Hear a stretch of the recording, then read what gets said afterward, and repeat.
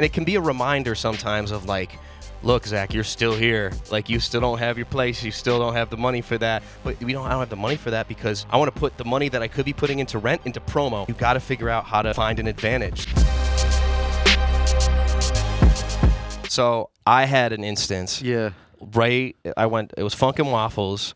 Oh, man. And classic. it's weird, bro, because I did a couple open mics at this point, and Yeah. I think you're more seasoned than me in shows. So I think I've done like 15 at this point, but this was probably earlier on, like the first half of shows, and I was starting to figure it out. I think I got cocky. It was a different, I forget the band, but my boy Cole Jarvis, he worked at iHeartMedia. I had a gig there, and he said, write a verse for this song that we have, and you can go on live with us. And he'd like just randomly bring me up for the song, bro. Yeah. And, you know, they were killing it. I got up there, bro. I don't know if this ever happened to you, and this is like maybe the second time it's happened to me, but didn't know my lyrics.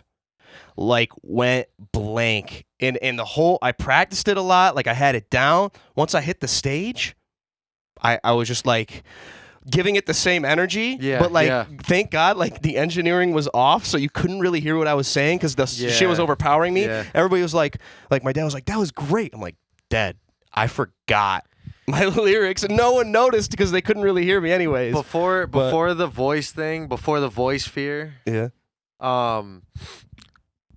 was definitely the missing lyrics fear. Like that was my first. Why I would get nervous to go on stage was like, hopefully I remember everything. Now it's changed to the voice, but like just because doing shows for so long, you do realize how much people genuinely like, unless they know a song, which how many people know our songs at this point? For sure.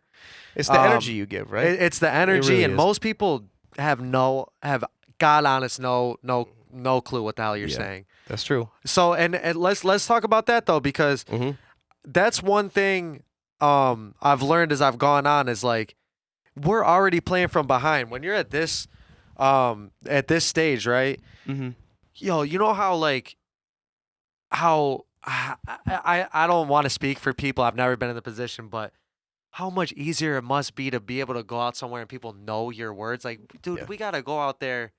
Anybody in our position, like if you're in this position, you know, like going out there and nobody knows your shit. Yeah, it's like going out to play the number 5 ranked team in the nation, down 14 already. Yeah. But like, that's that. Like you said, it's the stage we're at, though. Every artist has to. You go have through to do it. Got to go through it. Unless Not complaining, you're an but overnight you got to sensation. go through it. Yeah. You got to go through it. 100%. Got to. Yeah, and you know what though? Like it's what you make of it. Yeah. You know what I mean? Whether there's 2 people or 2,000, whether it's no one knows your lyrics, or you have that couple, the few that like are really about it, and like if you have some of those people in the crowd that like really fuck with Mike O'Leary or really fuck with Zak G, it's like they might know certain hooks and stuff, and so like you see that they're having fun with it. It's like cool. You can feed off their energy. Absolutely. You know what I mean? Absolutely. It's all a game, man. But I love that you said that. The thing I'm learning as I get older too. I went through a little phase, probably mid-20s, like 23 to 26, I would say, where I thought I was like too cool to do any show. I was like, I need it to be like this level or like whatever. But you have no experience. That's why, because you don't understand what goes into it, and even the small intimate shows can be fire. Well, I was just like, yo, I'm done. I did Niagara. I had one spring, 2017. I did Niagara University Spring Show, Oswego's, and Dolphy Day. Yep. And I was like, I only want to do those. I don't want to do. You felt like it was backtracking? I just was like, I don't want to do like 10 people shows anymore. Yeah. But the thing I'm learning as I get older is, like a lot of people just don't even get asked to perform. That's You know what I mean? And that's it. That's what's dope about getting older in the game that I'm finding is I used to be scared, like being 28, dude. When I was 18, someone was like, yo, you're not gonna be on by 28. I'd be like, fuck that, I won't be rapping then. Now I'm here, I'm like, I just feel like I'm just starting to like really get it. You know what I mean? Right. And that's one of those things is like Furco had me come out with him at the fair. I was gonna ask you about that. Furco had me come out with him at the fair, and shout out Furco, shout out No Sleep, out now, all streaming platforms. He's got that shit on the radio now. That shit's slapping, man. That's that shit's slapping. He's going hard with it. Furco's crazy with the promo, but so he had me come out for the fair, and I just was like, honestly, I wasn't super into it. I'm like, I'm only doing a verse, like whatever. And then it just like clicked to me like, yo, mad people just don't get asked to ever go to the fair. Like ever. Like they're never going to get the opportunity, whether it's one verse or whether it's, 10 songs, whatever. Like just the fact that I'm in the position to do it, let me go out there and give it 100%, whether it's a verse or whether it's... It's not about who's there, man. You know what it is? It's about how much fun you have. Exactly. And touching just one soul, bro.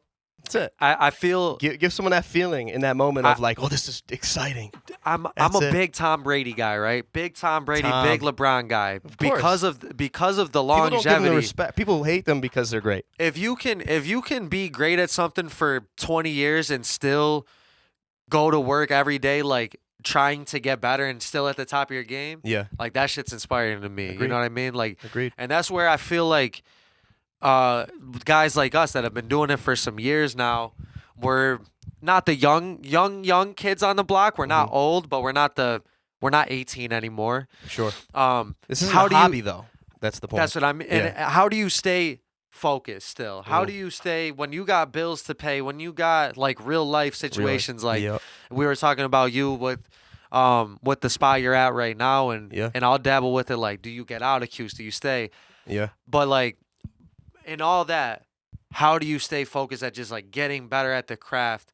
Because when you're 18 and you're just learning it, like this shit's all new. It's exciting. Well, you know what's a privilege is this place that I have. Like, thank God I got parents that have a house that I can stay at rent free. I understand that's a privilege, and some people can't even have that.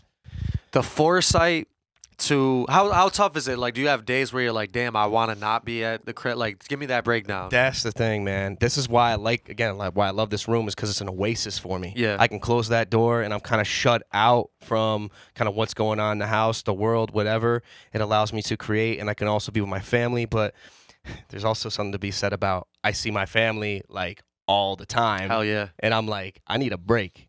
You know what I mean? Yeah. Like, hell yeah.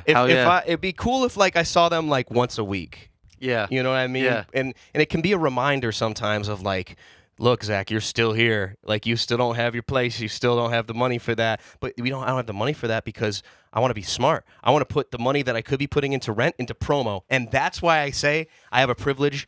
That's my way that I can have an advantage. And you got to figure out how to find an advantage. So I was like, I got to just like, eat shit for a couple years, live here, and just like, okay, that's $700 a month or more that I'd be paying to live in the city that I was paying in the city.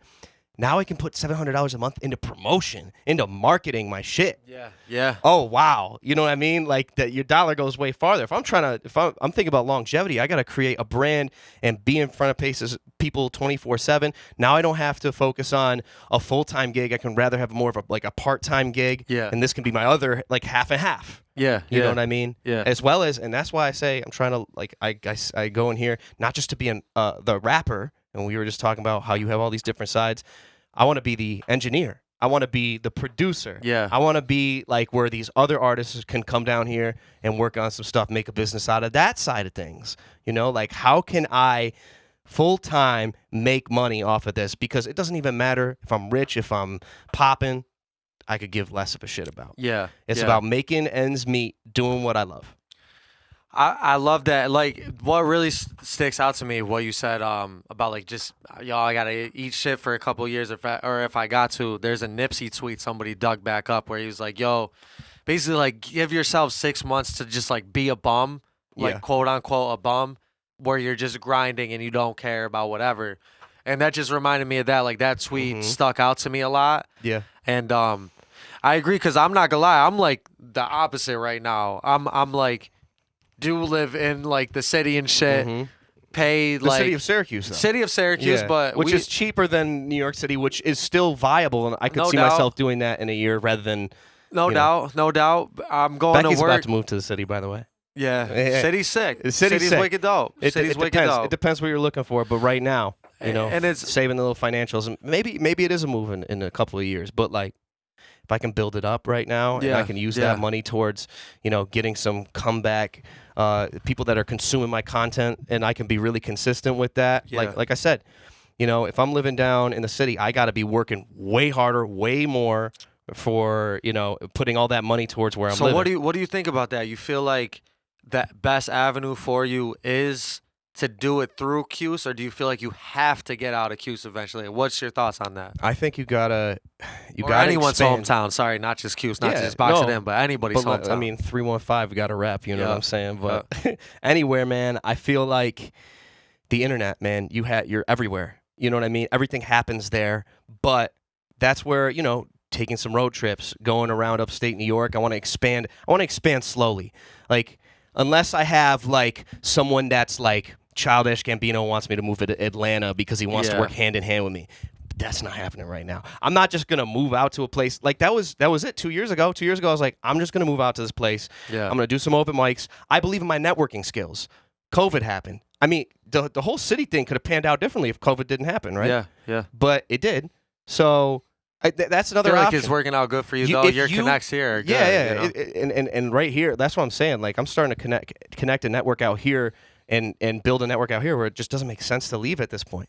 Whereas 2 years ago, I didn't have that network built up here. And it's like I could go either way to build up a network. And do you feel like having to go to L.A., New York, Atlanta? Only if you're good at networking. Okay. Don't go out there if you're not going to be out there shaking hands, meeting people. If you're afraid of doing that, don't move. You know what I mean? Yeah. What's the point? Yeah. You're out there to like try to find the person that knows the person that knows the person that works at Universal. Yeah. There's no other reason to be there. That's why the only reason I'm down in New York City is because they have the labels there. You know what I mean? Yeah, and it's not that I'm trying to sell my life away. It's like I want to figure out a partnership where maybe they can invest in my career a little bit,